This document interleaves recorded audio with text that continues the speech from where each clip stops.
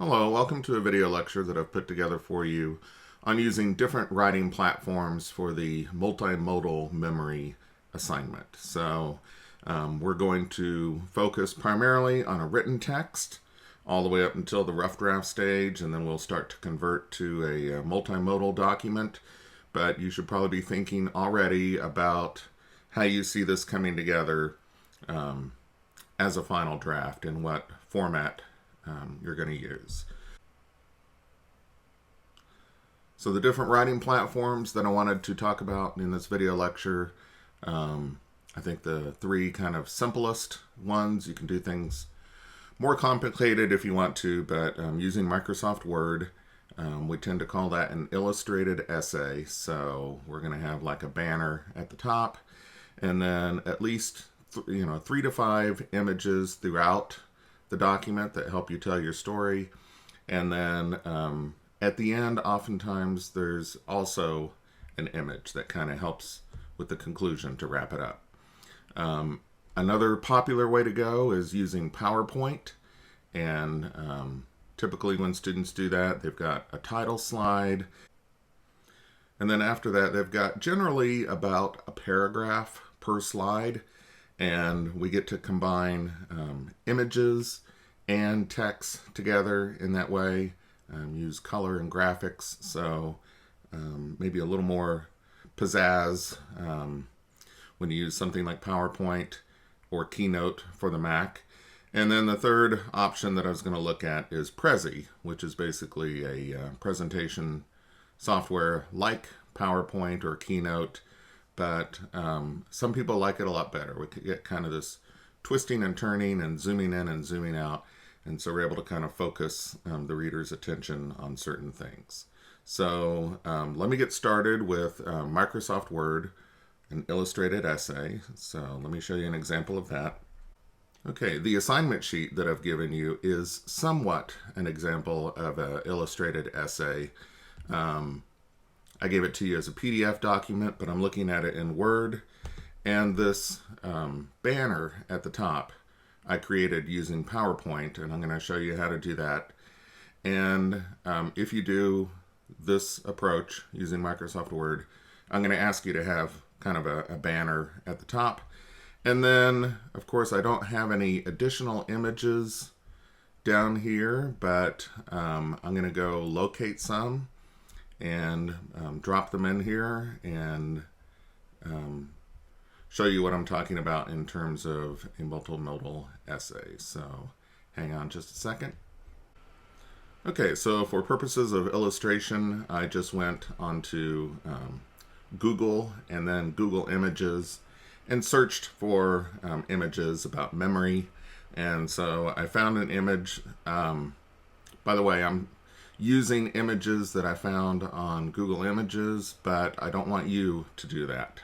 For your assignment, I want you to think about an event that you have images that you can use. So instead of using kind of stock images or clip art, images in the public domain, I want you to look at your phone, your Facebook feed, maybe go through some photos that your parents have at home or something, and try to find images that help to tell your story. So anyway, I found this image on Google Images, and I'm going down here into my document, and I'm going to add it in.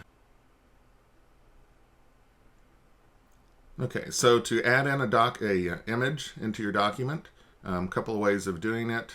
Because I got it off the web, I just copied the image and then I'm going to paste it.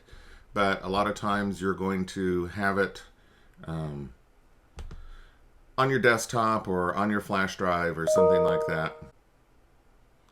And so you're going to go in Word to Insert, Picture, and then you can do it Photo Browser, Picture from File. So normally you'd probably go this route to insert it. Since I just went and found it on Google Images, then I actually copied it to the clipboard, the temporary memory. So all I have to do is Control V to paste it in here. And So there's my image, and one of the things you'll notice is that this particular image is big enough that it set it as wide as the margins on the page. So it might even be bigger than that, but it set it as wide as it possibly could. So you may like big images. I don't want them too small, that's for sure. But I also want to scale this down just a little bit to talk about a couple other things here. So I click on the image, and we see these kind of handles at the corners and the midpoint of each side. We also have one at the top that we can kind of rotate it 45 degrees or something like that. Anyway, I'm going to make this a bit about half as wide as the page here. And one of the things you'll notice is we now have this big blank spot over here to the right. So we need to address that. We don't want these big blank spots. And as I'm clicking on the image in Microsoft Word, I get a new set of tools up here, picture format. And you can also just right click on the image and get those options as well. But and one of the options up here is called wrap text. So the default is in line with text, but you see a number of different options there. And I'm going to go tight. And so you see that the text came up and wrapped around to the right. And so that's a good thing. Looks a lot better that way. Also, with any image that you do, I'd like for you to put a caption on it. So I'm going to click on this image, right mouse click, insert caption. This is pretty standard in Microsoft Word. And so it wants to call it figure 1. You can use that or not. Actually, it's not letting me get rid of it. Okay. Figure 1, and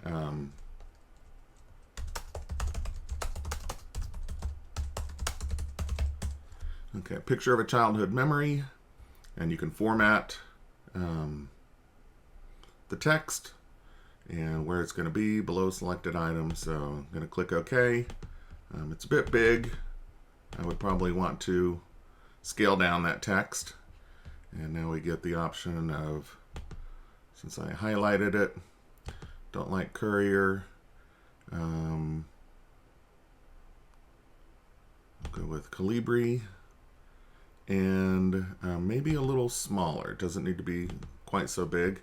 And typically, the text will also wrap around the caption. Maybe I need to tell it here because it says, I can see the text is behind, but now that I've got this caption selected, I also get, instead of format picture, we have shape format. And so I can also do text wrapping there. Okay, it pushes the rest of that text down. And there I've got my image in my document. Looks great, doesn't it? I think so too. Okay, so basically that's how we're working with images in Microsoft Word. A minor point here, but let me go ahead and say it. If you have an image where someone is looking to the left or looking to the right, generally we want to put that image to the left or the right so that they're looking into the text, because the reader's eyes have a tendency to follow the eyes of the subject in the picture.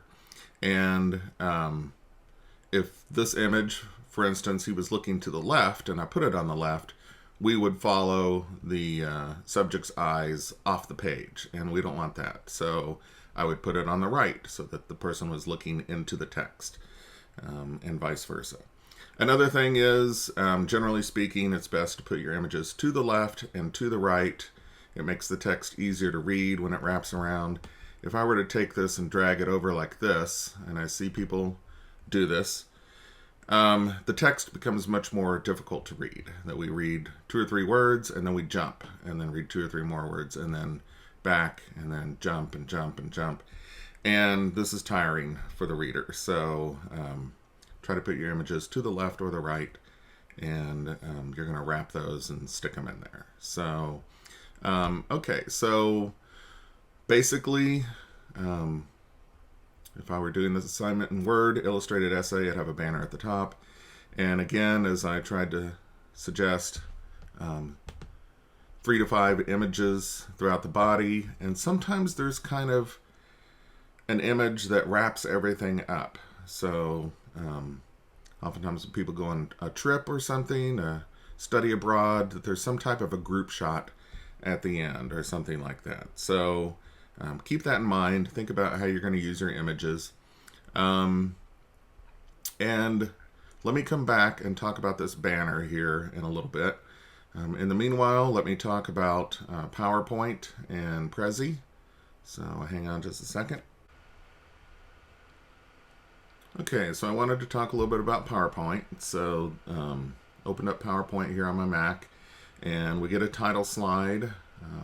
Pretty predictable. I'm going to go ahead and add title. You're going to come up with a more original and interesting title, but just a working title for me right now is the title of the assignment. So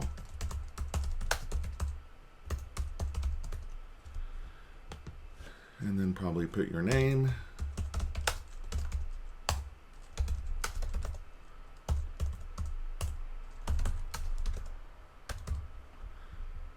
Okay, so the title slide, blank and boring at this point. We do have these predefined areas for the title and then the subtitle, basically. And we also have in Microsoft PowerPoint, if you go under Design, it depends on whether you're on a PC or a Mac, but you'll get these different design templates for PowerPoint presentations. And personally, I hate them. I think they are really ugly, and so I have a hard time with them. Sometimes I'll choose something kind of innocuous.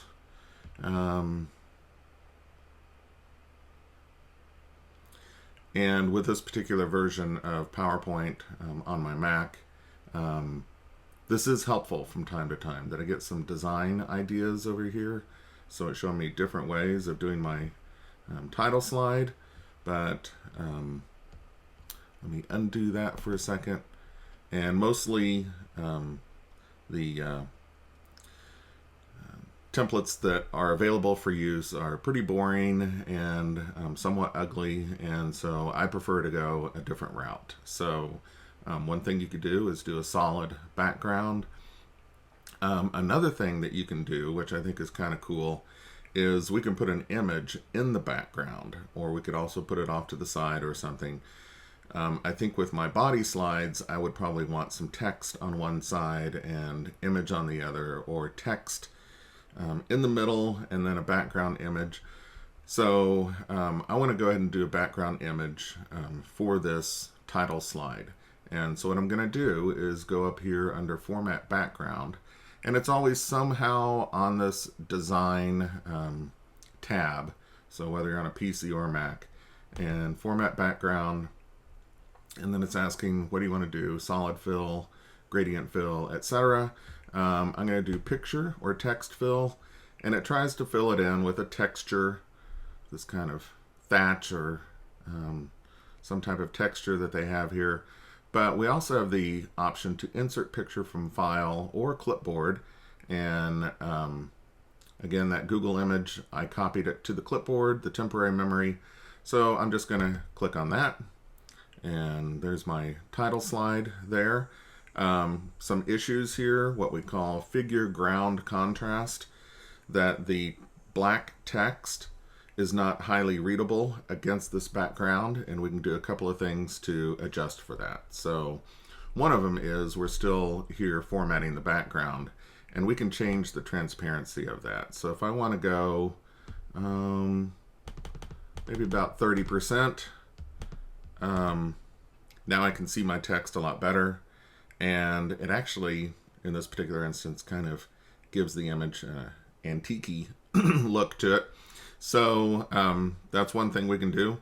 Another thing is we can change the color of the text. So just highlighting the text here, and I think I have to go to text options. So color, and black is what we're used to, but since we're doing these documents electronically, color is free, so use it. And not sure what color we might go with, but let me try. Nah, that didn't work. But let me go back to this, and I'm going to bring this down to where it just kind of is just around the text. Now I'm dealing with a shape rather than the text, and I could also make that a solid fill, but I might make it white and then adjust the transparency on that. So now I can read my text better, and I've got my image as a background image, and I'm not using those default templates that PowerPoint has, and I'm kind of doing my own thing. So, so let me go back to my Home tab and add a new slide. And I wanted to talk about this because this is the default body slide for PowerPoint, is that you've got a place to add a title and then a place for a bulleted list of items. And this sometimes contributes to a phenomenon known as death by PowerPoint, that every body slide becomes a title and then a series of bulleted items. And it also leads to people kind of reading their slides during a presentation. So again, I like to get rid of these placeholders for text once I get into the body of the document. So I'm going to go up here, and under, I think, it was under new slide that you can choose the design, but also this one that I've already got on the screen. I can do layout and blank. Okay, so now I've got this wide open canvas to work with.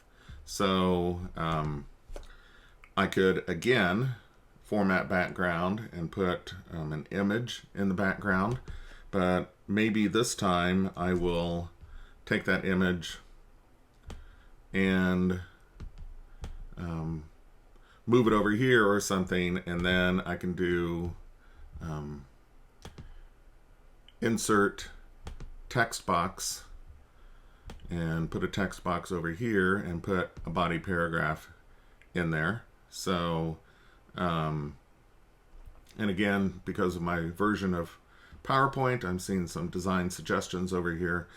So don't be locked into everything that PowerPoint is trying to make you do. So feel free to go with a blank slide and do what I'm doing here with text and images. I could even add in a background color on this slide at this point. So, and roughly about a paragraph per page. So, okay, so I think that's about as much as I need to say about PowerPoint right now. Let me see if I can show you a couple of examples.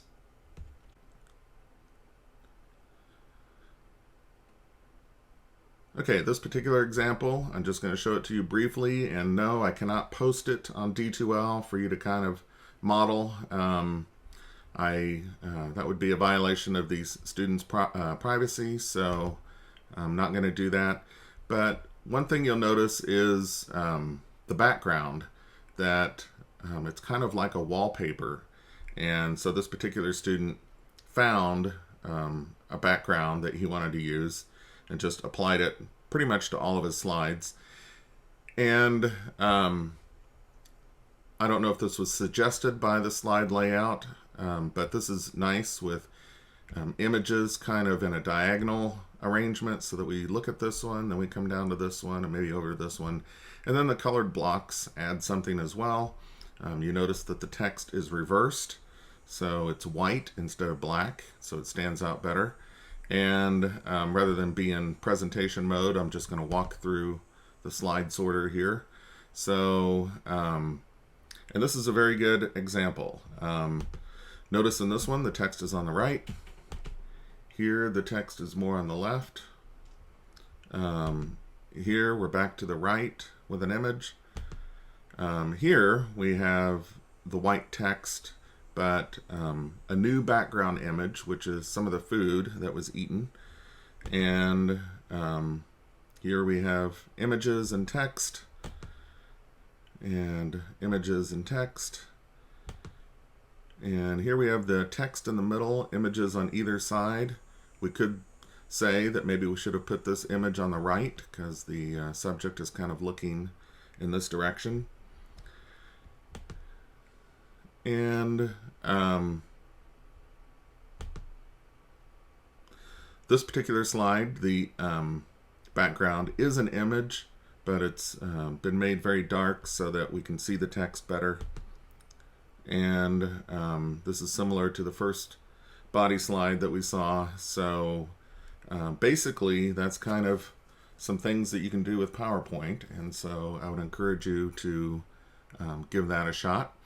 And let me show you some things that we could do with Prezi.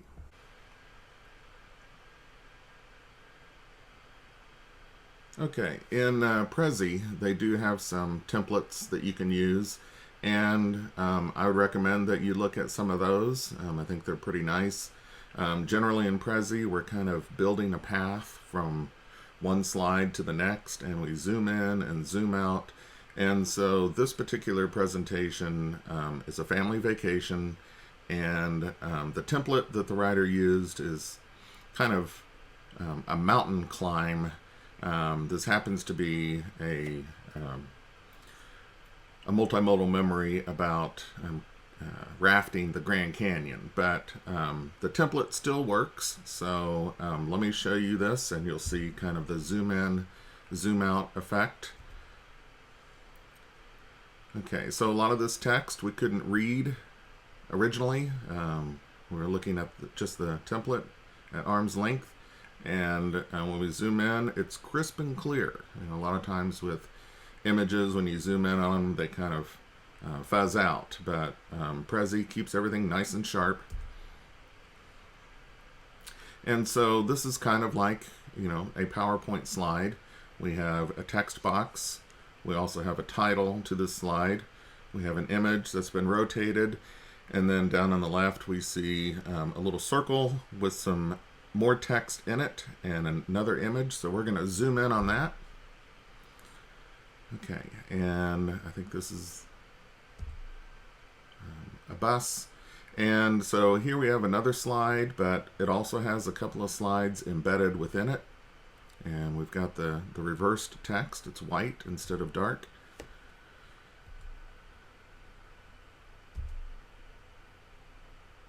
Okay, and here we have another slide that has text and images and a title on it.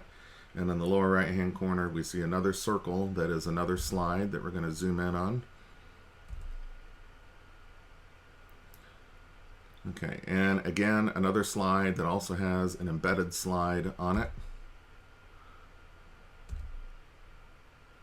And some people like these transitions, that they feel like it keeps you more involved in what's going on. And so here we have another slide, a title, some text, image, and then the two circles are other slides.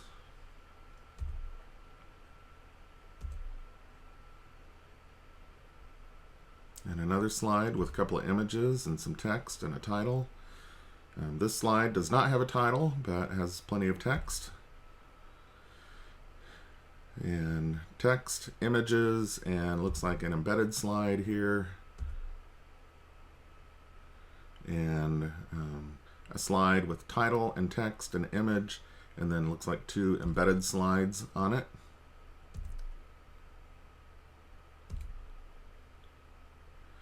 And I think this is the very end. So,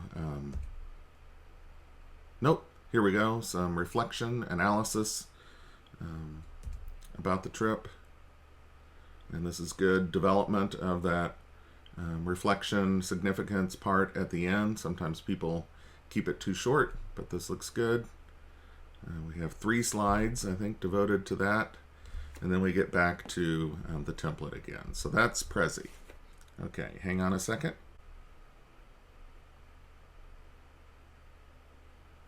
Okay, so we've discussed Microsoft Word and making an illustrated essay, doing a PowerPoint or doing a Prezi. And as far as Prezi is concerned, if you need some help with it, probably talk to your friend, your neighbor, this type of thing that it's pretty simple to figure out on your own, and there are some tutorials online. So I'm not going to teach you Prezi, but you can figure it out on your own. And then I think the last thing I wanted to do with this presentation was covering how to make a banner image using PowerPoint. So pretty simple, just a couple of little tricks to it. And so let me show you that. Okay, so I've opened a new PowerPoint presentation, and I've gotten a title slide here, and you could use these placeholders if you wanted to. I think I'm going to get rid of them temporarily. So let me just click on each of those shapes and get rid of those. And then we wanted to create a banner. So we want it to be long and wide and not too tall. So one of the things I need to do is change the size of this slide. So again, I'm going to go into Design tab, and then over here on the far right, we already did Format Background, but I'm going to do Slide Size, and then Page Setup. And basically, I can keep the width the same, but I think with the height, I'm going to go with about 2 inches. And okay, so now I've got a slide that's long and wide. And so we're on our way. We have a couple of tricky things to negotiate here, but I'm going to format the background for that. And again, I went to Google Images and just found an image that I could use. I think probably with this part of the assignment, you can get away with a Google image instead of one of your own images. And again, I just copied it to the clipboard, so I'm going to do this. And so these are supposed to be images hanging from a clothesline held up by clothespins. And I'm probably going to adjust the transparency on that so I can see my text about whatever you think is good. I'll go ahead and do 40%. And then I'm going to put a text box on top of that. So insert text box, go over here and click and drag. And of course, you're going to come up with a more original and interesting title. But for the time being, I'm going to do my multimodal memory. And let me go to my home tab. I want to center that. And I want to make it a lot bigger.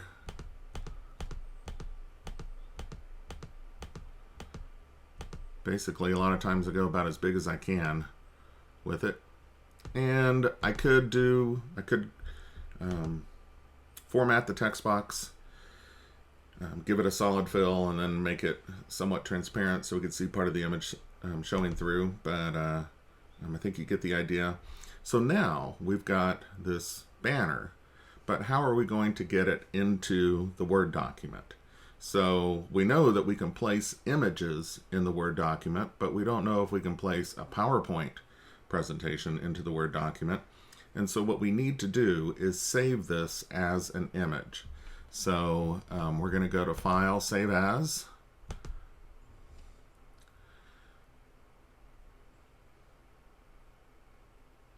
Okay, and I'm going to put it in my WRT 120 folder.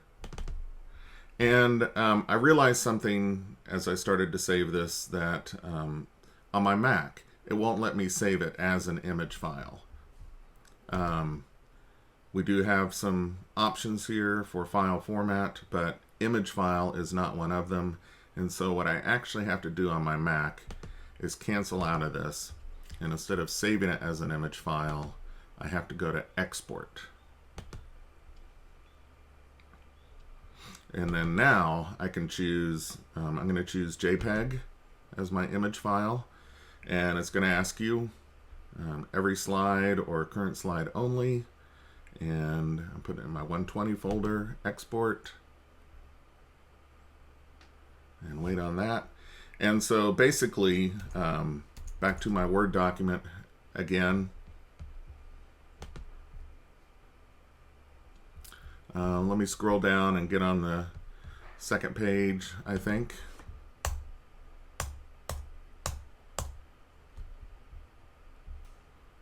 Okay, so if this was the top of my essay, insert picture from file.